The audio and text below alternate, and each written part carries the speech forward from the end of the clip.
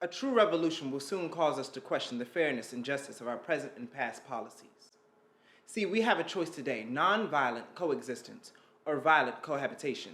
We must move past the indecision to action and find new ways to speak on justice and peace in this developing world.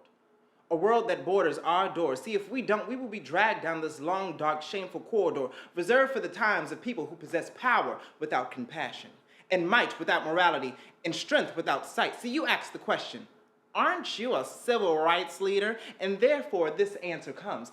In 1957, the Southern Christian Leadership Conference formed its motto: to save the soul of America.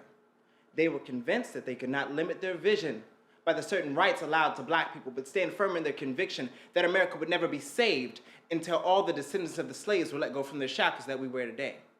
If we didn't, things like the Black Lives Matter movement would not exist. Names like Trayvon Martin and Breonna Taylor and George Floyd, we would not know them as we do. In a way, we are agreeing with Langston Hughes, the Black Bard of Harlem, when he says, "Oh yes, I say it plain, America was never America to me.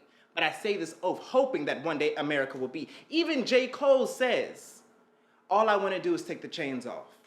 All I want to do is be free. All I want to do is take the chains off, and all I want to do is be me." See, we can no longer afford to worship a God of hate or babble for the altar of retaliation. The oceans of history have been made turbulent by the ever-rising tides of hate. History has been cultured by the wretched individuals of nations pursuing a self-defeating path.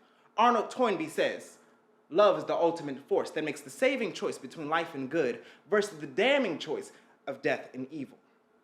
Therefore, the first hope in our inventory must be the hope that love will have the last word. Every nation is going to have to develop this overriding loyalty to mankind in order to preserve their individual societies. I'm Nova, and what you just heard was a revised version of Dr. King's sermon, Beyond Vietnam.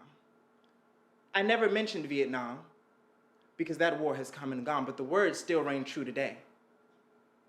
I use this as a call to everybody to start fighting for your communities, to start fighting for the things you believe in, to fight for one another, and to fight for yourself, until every individual feels like one unit of this thing we call mankind.